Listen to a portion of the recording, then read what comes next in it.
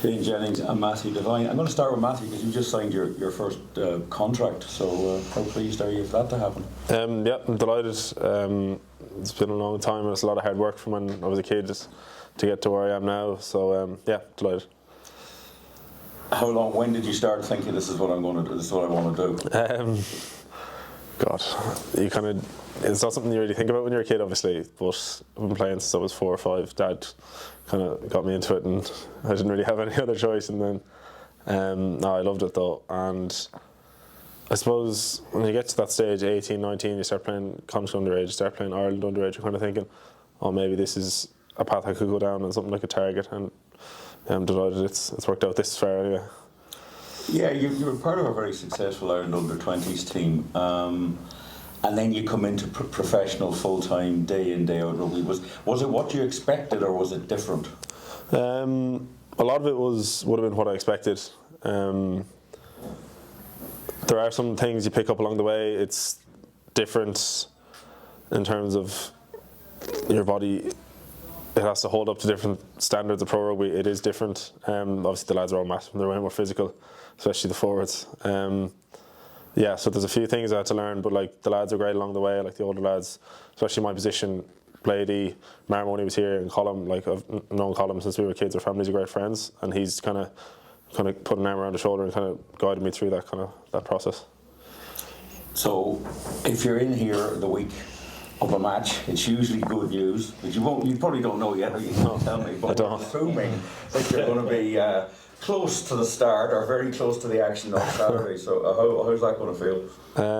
Like I have no idea yet. I can't tell you anything, like, because I don't know myself. But yeah, like I was delighted to get a decent run out the last day. Obviously, from a team perspective, the result was pretty disappointing. But it's great that we have a chance this week now to go out and right a few wrongs straight away at the weekend. And when you come into a situation like that, you looked as if you weren't under pressure. You looked as if you were out there I'm going to show what I can do now. I've been watching the game, and you took your opportunity, which is all you can do when you get it.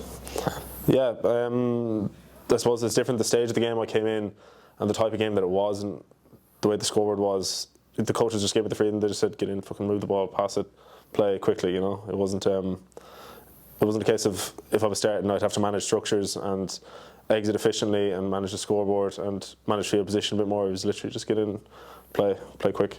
And that's probably more of a challenge if you are starting. That's another part of the learning curve, that it's a different phase of the game, and you say scoreboard management.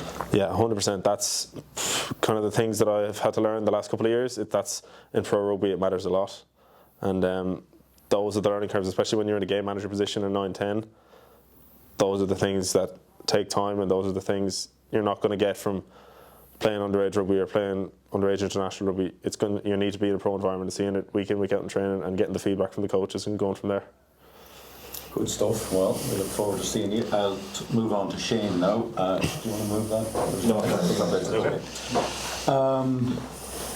Shane, a couple of really decent performances, and on Sunday it was pretty tough going out there. But anytime you got the ball, you were on the move. Yeah, Sunday was very hard for a man of my complexion. So we can comment on that on the video, actually. So it was a little bit tougher, but no. Sunday, I think you kind of said to it, we kind of went into the game, and from an attack point of view, we just wanted no regrets. So we backed ourselves when we had the ball, and we tried to do the right thing and tried to play without fear. So that was kind of one of our things coming in, and like I know the result didn't go our way, but four tries away at Benetton from a attacking point of view was still a good outcome from our attack, we could say. Yeah, it was a very difficult day. I'm interested, you both come from an under-20s background where winning became the norm. I mean, Ireland were a very good, and have been for a number of years, an under-20s side. Was there an expectation in your head when you came into this that winning would be maybe easier than it is, or did you think that would continue, or is the fact that it's just a much tougher version of rugby and it's harder? Not really, I suppose. Kind of when we did have that success, it was always kind of our hard work and our principles that got us there, and it's just kind of keeping to that hard work and principles. We know sometimes results don't go our way. It is obviously a lot higher level, but that's just how it is, how cookie crumbles sometimes. Just have to take it, get on it.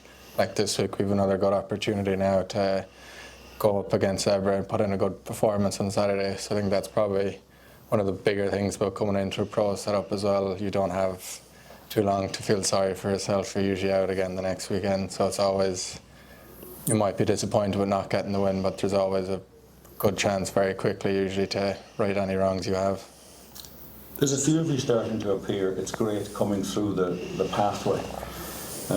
What was it, grassroots to green shirts? I could never get that right. But I you know, you've got yourself, you've got Cockle Ford, you've got the Murray brothers. I mean, there is a Connacht ethos coming into this team now among the younger players. Are you aware of that? Is that something that you think, yeah, I'm representing Connacht now, but I'm also part of the flow through of the system? I suppose wouldn't ever really think about it too much, just kind of from a personal level almost, like Matty, Colm, we've all grown up together, like went to the same school and stuff like that, and then like Call Ford and Dara, we've been playing since it's 16, and the age grades is where we probably first come in, so like we've gone from fighting each other at minis and the whole way up to underage, and they're like very good mates now, so probably it's just like more enjoyable to get to do it with them, and probably don't think too much about it myself personally anyways, but I suppose when you do think about it as a